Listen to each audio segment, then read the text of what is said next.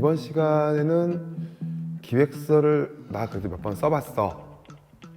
나 좀 쓸 줄 알아 해도 가장 어려워하는 지점이죠.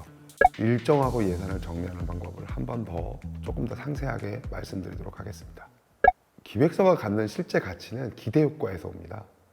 자신의 작업으로 향유자와 어떻게 만나서 어떤 이야기를 전달하고, 그래서 그 향유자가 그 경험을 통해서 어떤 변화를 자기 내적으로 얻게 되고, 그 향유자가 그래서 예술을 통해, 문화적 경험을 통해 자신의 삶이 변화하는, 더 나아지는 것을 기대하는 거죠. 기획서는 그걸 약속하는 문서예요. 다른 말로 하자면 기획서는 그 기획, 그 아이디어, 그 생각에 거는 투자가 어떤 결과를 만들어낼 거라는 가치를 약속하는 문서입니다. 그래서 기획서에서 가장 중요한 부분은 사실 기대 효과예요. 그런데 기획의 관점에서 기대 효과는 사업의 실질적인 시작이에요. 왜냐하면 필요가 없으면 기획을 하지 않습니다. 뭐가 부족해야 기획하는 거예요. 여러분에게 돈을 주기 위해서 사업이 있는 게 아닙니다. 뭐가 필요하니까 그 사업에 여러분들의 작업, 여러분들의 예술, 여러분의 노력이 필요한 거죠. 여러분의 기획서를 평가하는 사람들은 기대 효과를 보고, 여러분의 기획서가 그 기대 효과를 실제로 구현할 수 있을 것인가를 확인하는 겁니다. 그게 좋은 기획서와 나쁜 기획서를 판단하는 기준이 되죠. 예술가의 작업과 향유자가 만나는 게 꼭 물리적인 공간에서 이루어지는 것은 아니라고 지난 시간에 말씀드렸습니다. 예를 들어 온라인으로 전송되는 건 사용자들, 향유자들이 거의 자신의 개인적 공간에서 만나게 되죠. 스마트폰일 수도 있고 노트북일 수도 있고 뭐 TV일 수도 있고요. 그림 같은 경우에는 그림이 움직이는 경우는 잘 없으니까요. 사람이 그 그림을 향해 움직이게 되죠. 그래서 공간적 경험이 중요해질 것이고요. 어떤 예술 장르든 내가 작가로서 내 작품이 향유자랑 어디서 어떻게 만날까, 이걸 최대한 구체적으로 그리는 게 정말 중요하다고 지난 시간에 말씀드렸습니다. 많은 경우에는요, 지금 말씀드렸던 대로 작품 감상의 형식이 정해져 있습니다. 그게 장르화되어 있죠. 그래서 우리는 출판이라고 부르고요, 책을 만드는 일을 공연이라고 부르고요, 전시라고 부르고요, 그죠? 또는 그 안에서도 뮤지컬이 있고요, 콘서트가 있고요. 그런 형식들, 그렇게 이름이 붙여진 형식들은 대개 어떤 감상의 플랫폼을 얘기합니다. 그래서 우리는 전시장에 가면 당연히 벽에 서 있고 그림이 걸려 있을 거라고 예상하고, 스포츠 경기를 보러 가면 관객들이 있고 한가운데 선수들이 뛰고 있을 거라고 생각하죠. 근데 어떤 예술은 그 경계를 넘나들거나 그걸 깨기도 합니다. 그럼 이제 우리가 흔히 컨템포러리라고 부르거나 아니면 융합예술이라고 부르거나 복합이라고 부르거나 뭐 부르는 이름은 여러 가지가 있습니다. 왜냐하면 정의되지 않기 때문에. 그러나 어느 쪽이든 간에 이 과정에서 작품과 향유자가 어떻게 만드는지 결정하는 건 뭐예요? 작가의 의도, 여러분의 기획입니다. 내 작품 세계가 원래 있어요. 그런데 그게 어디서 어떻게 누구를 만나냐에 따라서 내 작품은 전혀 다른 대상과 만날 수도 있고, 아니면 늘 만나던 사람과 비슷한 사람들과 만날 수 있고, 또는 비슷한 사람과 만나더라도 다른 이야기를 전달할 수도 있게 되죠. 그래서 나는 이런 작품을 하니까 이런 걸 할 거야 라고 내 작품과 향유자가 만나는 형식을 고정하지 마세요. 그게 고정돼 있을수록 기획으로서의 가치는 낮아집니다. 물론 그 과정에서도 환경과 공간에 따른 제약은 고려해야 되는 거죠. 작품하고 향유자 공간을 결정했다고 준비가 다 끝난 건 아닙니다. 여기까지 딱 했으면 다 했다는 생각이 들어요. 나 이제 다 했어. 이제 예산하고 일정 짜면 돼. 그런데 아까 말씀드렸죠? 작품과 향유자가 만나는 데는 여러분이 생각하는 것보다 훨씬 더 많은 게 필요합니다. 예를 들어 이 작품을 들여오기 위해서 차가 들어와서 여기 1시간 서 있었는데 주차를 어떻게 할 것이냐, 이것까지도 문제가 돼요. 여러분들은 되게 누가 그걸 해주고, 자연스럽게 이미 내가 보는 작품은 다 와 있고 이러니까 신경을 안 쓰시죠. 하지만 여러분이 기획을 하는 입장이 되면 그게 다 여러분의 몫입니다. 대개 예술가들은 자기 예술 활동의 공간이나 상황이 어떻게 구축되는지 잘 몰라요. 되게 제공받고 시작하니까요. 아까 말씀드렸죠? 미술관에 가면 당연히 벽이 있고요, 내 그림을 걸면 거기에 조명이 비춰지고요, 영상을 주면 프로젝터로 쏴줍니다. 그게 당연한 줄 알죠. 하지만 기획자한테는 그게 하나하나 다 준비하고 체크해야 될 일이에요. 저기다 프로젝터를 달고 싶어 작가가. 그럼 저기까지 전기를 어떻게 당기지? 소리를 들려주고 싶대. 근데 딴 작품 상할 때는 방해가 될 텐데 어떻게 하지? 이런 것들 하나하나가 다 고민해야 될 요소가 돼요. 물론 꽤 많은 경우 기획자라는 사람들이 이걸 대신해 줍니다. 하지만 여러분이 기획서를 쓸 땐 여러분이 기획자죠. 저는 기획자로 일하고 있습니다. 저는 예술가는 아니에요.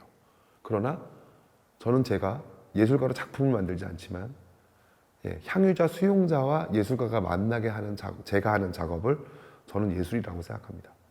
자, 그래서 작품과 향유자가 만나는데 필요한 요소들을 다 정리했다고 합시다. 그러면 그 도구를 나한테 가져오고 아니면 만들고 여기 와서 만들어주고 아니면 나한테 팔 사람들을 찾아내야 되죠. 그냥 돈을 주고 사면 배달해주고 갖다 놓으면 끝인 것도 있어요.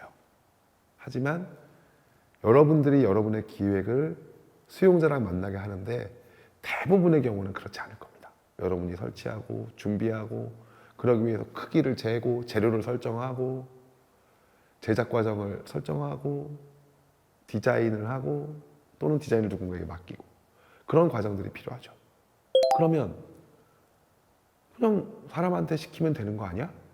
네, 틀린 말은 아닙니다. 근데 그것도 생각해 봐야 되죠. 예를 들면 어떤 목수랑이라는 게 내 전시에 더 도움이 될까?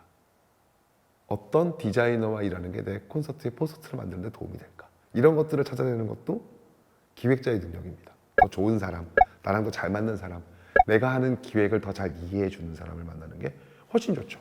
물론 여러분의 친한 동료, 친구, 가족이 도와줄 수도 있습니다. 그죠? 그리고 그 사람들에게 내가 이런 걸 해서 이렇게 할 거라고 설명할 수도 있죠.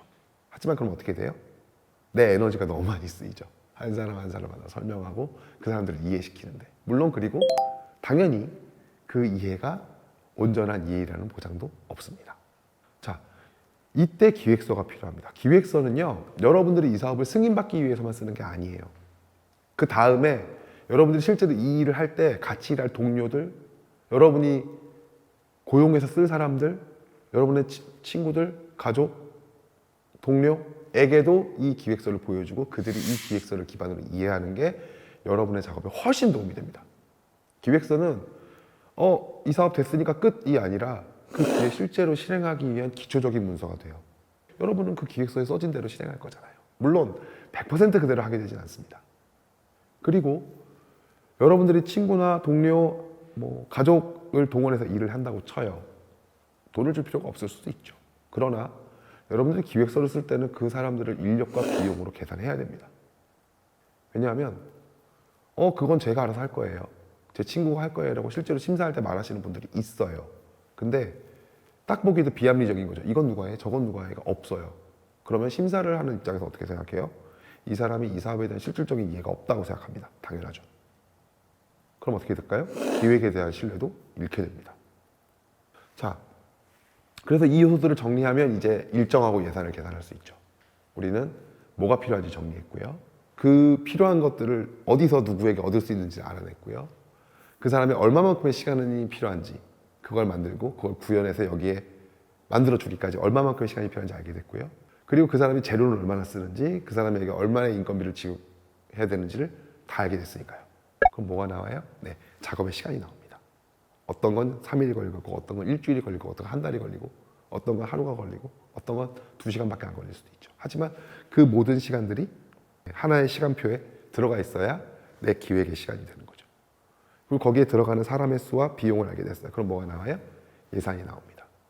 예산은 그 모든 노력, 내가 내 기획을 향유자들, 다른 사람들과 만나게 하기 위해서 쓰는 모든 비용의 총합입니다. 거기에는 꼭 구축을 위한 노력만 있는 게 아니죠. 보관, 운반, 관리, 나중에 다시 포장, 아니면 분해, 해체, 또는 버릴 것들을 처리하는 쓰레기 봉투 비용까지. 이 모든 게 다 예산에 들어가요. 즉, 여러분이 기획을 할 때 뭘 만드는 게 아니라 뭘 만들어서 그걸 다 이루고 그게 사라질 때까지가 여러분이 하는 기획입니다. 이 과정 자체가 여러분의 아이디어를 생각하고 이걸 이렇게 하겠다고 결정하는 시간보다 훨씬 물리적으로 많이 걸릴 겁니다. 여러분들이 기획의 경험이 충분하지 않다면. 물론 이 요소들은 계속 여러분의 기획이나 아이디어가 바뀌긴 하겠지만 한 번 만들어진 틀이 크게 바뀌진 않을 거예요. 그래서 여러분들이 기획서를 더 많이 쓰고 기획을 더 많이 수행해 볼수록 이 부분에 대한 노력은 줄어들 겁니다. 덜 힘을 쓰게 되겠죠. 하지만 처음 여러분이 기획서를 쓰실 때 이 부분을 이렇게 말씀드리면 조금 과할지도 모르지만 약간 병적으로 최대한 세세하게 만드시기를 권합니다. 그게 나중에라도 여러분과 같이 일하는 사람들이 여러분과 일할 때 훨씬 편하게 일할 수 있고 여러분도 일하면서 이거 어떡하지? 이거 준비 안 됐어. 이런 경우가 줄어들거나 없어지게 될 거예요. 이제 마지막으로 기획서를 구체적으로 만들어내는 가장 중요한 오늘의 핵심이자 이 모든 이야기의 핵심을 말씀드리겠습니다. 저는 여러분들이 기획서를 쓰는 경험과 동시에 이 기획이 실제로 만들어지는 현장에서 일을 해보시는 걸 권합니다. 꼭 내 기획을 가서 내가 일하는 게 아니라 남이 한 기획에도 좋습니다. 예를 들어 내가 공연을 준비하고 있다면 그냥 가서 현장에 아르바이트를 뛰는 것도 괜찮아요. 공연장은 평일 당일날 아르바이트 되게 많이 구하잖아요. 그런 데 가서 일해 보시는 거 저 진짜로 권합니다. 거기서 그냥 하루 종일 사람들 티켓이나 받고 있는데 뭐가 됩니다. 5번, 10번 가보면요. 공연장이 어떻게 구축되고 어떻게 운영되고 어떻게 관리되고 어떻게 나중에 정리되는지를 꽤 잘 알 수 있어요. 그걸 여러분들이 다 내 몸으로 익혀서 내가 다 잘할 줄 알았다 이렇게 얘기하는 건 아닙니다. 하지만 그런 경험들을 몸에 쌓고 나면 기획서를 쓸 때 그 부분에 대해서 굉장히 정교하게 쓸 수 있게 되죠. 대부분의 예술 영역에는요. 아까도 말씀드렸지만 그 영역에서 향유자를 만나기 위한 기본적인 툴이 존재합니다. 공간이 존재해요. 물리적이거나 가상의 공간이거나 할 수도 있지만 그러나 이 모든 틀들, 예술을 전달하는 체계들은 굉장히 오랜 시간을 거쳐서 만들어진 것들이에요. 근래에 아주 금방 만들어진 것이라고 하더라도 그 체계 내에서의 일반적인 방법들은 존재합니다. 그러니까 나는 그냥 그걸 쓰기만 하면 되지 않아? 그렇게 생각하시면 안 된다는 얘기예요. 내가 어떤 영역의 예술가인데 내가 직접 내 일을 기획할 거야. 내 예술 작품에 대한 기획을 할 거야 라고 한다면 기본적인 이런 틀들의 구조 그리고 그 틀들이 어떻게 구성되고 어떤 순서로 만들어지고 어떻게 운영되고 어떻게 사라지는지를 경험하는 일은 굉장히 중요합니다. 꼭 아르바이트가 아니더라도 같은 예술 영역의 동료를 돕거나 아니면 잠깐 취직해보는 것도 괜찮다고 생각해요. 또는 타인의 기획의 결과물을 향유자로 탐색하는 다른 사람의 전시나 공연 행사를 열심히 가보는 거기서 어떻게 했나? 거긴 뭐가 있지? 작품 말고 작품 외의 것들은 무엇이 있지? 이것들을 계속 탐색하는 일은 굉장히 도움이 됩니다. 물론 이 작업들이 내가 작가로서의 정체성을 계속 유지하는 작업보다 중요하진 않을 거예요. 이런 걸 대신해주는 기획자도 있으니까요. 저 같은. 하지만 이런 탐색을 하다 보면 여러분의 장르에 있는 그 틀을 넘어가거나 아니면 그 틀을 살짝 비틀거나 아니면 다른 틀과 살짝 겹치는 새로운 방식으로 향유자를 만나는 새로운 기획을 할 수 있는 기회가 열린다고 생각합니다. 물론 기획서를 쓰는 능력도 늘 겁니다. 되게 진부한 결론입니다. 그래서 열심히 공부하는 방법은 열심히 경험하는 겁니다. 기획서를 쓰는데도 여러분이 작품할 때 계속 만들어보고 실패하고 또 만들어보고 부족해 만들어보고 하는 것처럼 기획서를 쓰는데도 마찬가지로 반복적인 경험들이 필요합니다. 이 얘기를 마지막으로 강의를 마치겠습니다. 감사합니다.